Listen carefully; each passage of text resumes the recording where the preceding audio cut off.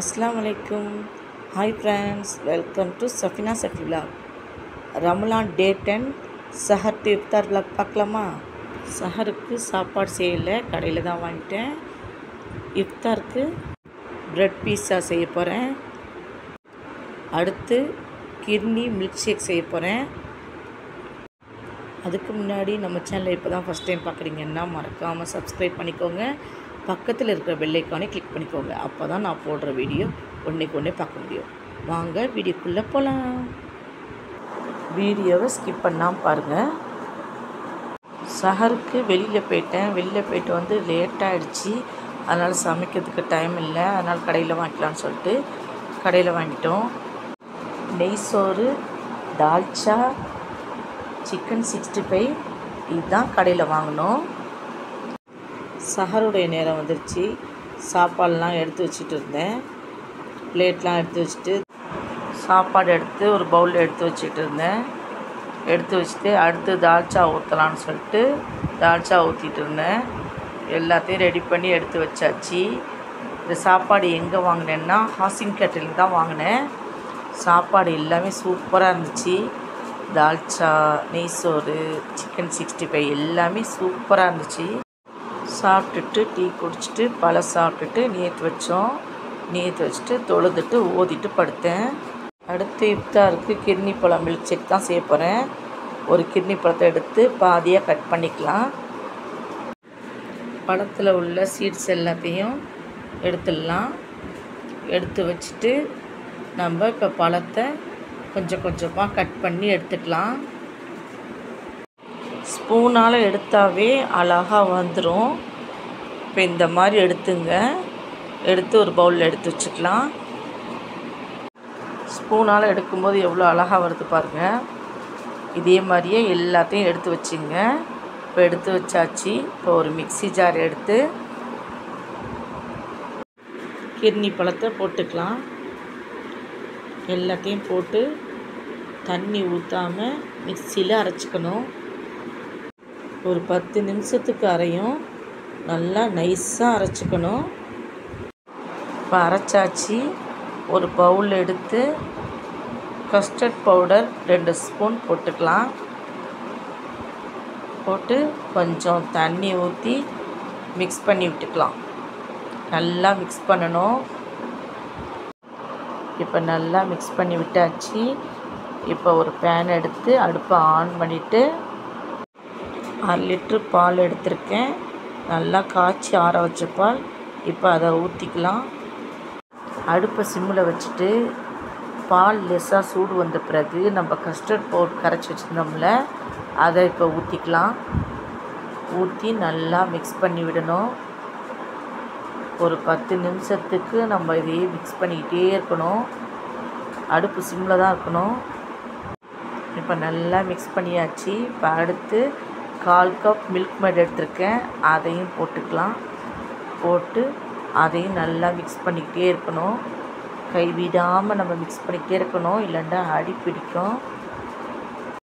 Milk மேடு ஊற்றி நல்லா mix பண்ணி வச்சாச்சு. இப்போ நம்ம அரைச்சி வச்ச கிர்னி பழத்தை ஊற்றிக்கலாம். ஊற்றி அதையும் நல்லா மிக்ஸ் பண்ணிக்கிட்டே இருக்கணும். கைவிடாமல் நம்ம மிக்ஸ் பண்ணிக்கிட்டே இருக்கணும். ஒரு 10 நிமிஷத்துக்கு நம்ம கைவிடாமல் மிக்ஸ் பண்ணிக்கிட்டே இருக்கணும். இப்போ பாருங்கள் நல்லா செட் ஆகிடுச்சு. இதே மாதிரி கொஞ்சம் நேரத்துக்கு மிக்ஸ் பண்ணிக்கிட்டே இருக்கணும். இப்போ 1/4 கப் சர்க்கரை போட்டுக்கலாம். போட்டு இதையும் நல்லா மிக்ஸ் பண்ணணும். சர்க்கரை கரையிற வரைக்கும் மிக்ஸ் பண்ணிவிட்டு இப்போ அடுப்பை ஆஃப் பண்ணிடலாம்.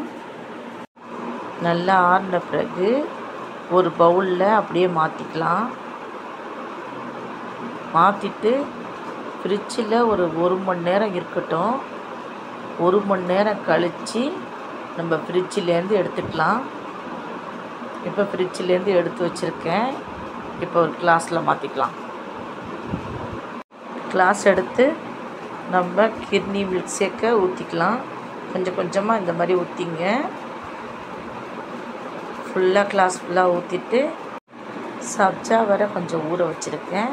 கிளாஸ் மேலே சப்ஜா வரையை போட்டுக்கலாம். அவ்வளோதான். டேஸ்டான கிர்னி மில்க் ஷேக் சூப்பராக ரெடி ஆகிடுச்சு. இது வெயிலுக்கும் சூப்பராக இருக்கும், நோம்புக்கும் இஃப்தாருக்கும் சூப்பராக இருக்கும். அடுத்து சீஸ் பீஸா தான் செய்ய போகிறேன். வெஜிடபிள் கட் பண்ணி வச்சுருக்கேன். ஒரு பவுல் எடுத்து குடமிளகா கொஞ்சம் போட்டுக்கலாம். ஒரு தக்காளியை சின்னதாக கட் பண்ணி வச்சுருக்கேன். ஒரு வெங்காயம் சின்ன சின்னதாக கட் பண்ணி வச்சுருக்கேன். மிளகுத்தூள் 1 ஸ்பூன் போட்டு, உப்பு 1 ஸ்பூன் போட்டு நல்லா மிக்ஸ் பண்ணி விட்டுக்கலாம். வெஜிடபிளோடு சேர்த்து நல்லா மிக்ஸ் பண்ணணும். இப்போ ஒரு ப்ரெட் எடுத்து பிளேட்டில் வச்சு டொமேட்டோ சாஸ் எடுத்து ப்ரெட்டில் தடவிக்கலாம். ஃபுல்லாக எல்லா பக்கமும் தடவி வச்சுட்டு நம்ம வெஜிடபிள் வச்சுருந்தோம்ல அதை மேலே வச்சுக்கலாம். ப்ரெட்டு ஃபுல்லாக வெஜிடபிள் வச்சுட்டு அடுத்து ஒரு சீஸ் துண்டு எடுத்து இந்த மாதிரி நைஸாக சீவிக்கலாம். ப்ரெட் சீஸ் பீஸா எனக்கு ரொம்ப பிடிக்கும். உங்களுக்கு யாருக்கெல்லாம் பிடிக்கும்னு சொல்லிட்டு கமெண்ட் பண்ணுங்கள். அடுத்து சில்லி ஃப்ளேக்ஸ் கொஞ்சம் போட்டுக்கலாம். போட்டு தோசைக்கல் எடுத்து அடுப்பை ஆன் பண்ணிட்டு நெய் 1 ஸ்பூன் போட்டு நெய் சூடு வந்த பிறகு நம்ம செஞ்சு வச்ச பீஸாவை வச்சு மூடி போட்டு ஒரு 5 நிமிஷம் வேக வச்சிடலாம். 5 நிமிஷம் கழித்து ஓப்பன் பண்ணி பார்த்தா சூப்பர் ப்ரெட் சீஸ் பீஸா சூப்பராக ரெடி ஆகிடுச்சு. இப்போ ஒரு பிளேட்டில் எடுத்து வச்சுக்கலாம். அடுத்து எல்லாத்தையும் ரெடி பண்ணி பீஸாவை ரெடி பண்ணி எடுத்து வச்சுக்கலாம் பிளேட்டில். அவ்வளோதான், செம்ம டேஸ்ட்டாக இருந்துச்சு. கண்டிப்பாக நீங்களும் ட்ரை பண்ணி பாருங்கள். ட்ரை பண்ணி பார்த்துட்டு எப்படி இருக்குன்னு கமெண்ட் பண்ணுங்கள். குழந்தைகளுக்கு இந்த மாதிரி செஞ்சு கொடுங்க, விரும்பி சாப்பிடுவாங்க. அடுத்து இஃப்தாருக்குள்ள டைம் வந்துச்சு, எல்லாத்தையும் ரெடி பண்ணி எடுத்து வச்சு கொடுத்தோம். இன்றைக்கி எங்கள் வீட்டில் இஃப்தாருக்கு என்ன சாப்பாடுன்னு பார்க்கலாம். நோம்பு கஞ்சி, what samosa, cheese pizza, Kirni milk shake, பாட்டியா வீட்லேருந்து கிச்சடி சோறு வந்துச்சு. இதுதான் இன்றைக்கி எங்கள் வீட்டு இஃப்தார் சாப்பாடு. அல்ஹம்துலில்லாஹ் நோம்பு திறந்தாச்சு. இந்த வீடியோ பிடிச்சிருந்தா சஃபினா சஃபில்லாவுக்கு லைக் பண்ணுங்கள், ஷேர் பண்ணுங்கள், சப்ஸ்கிரைப் பண்ணுங்கள். தேங்க்ஸ் ஃபார் வாட்சிங்.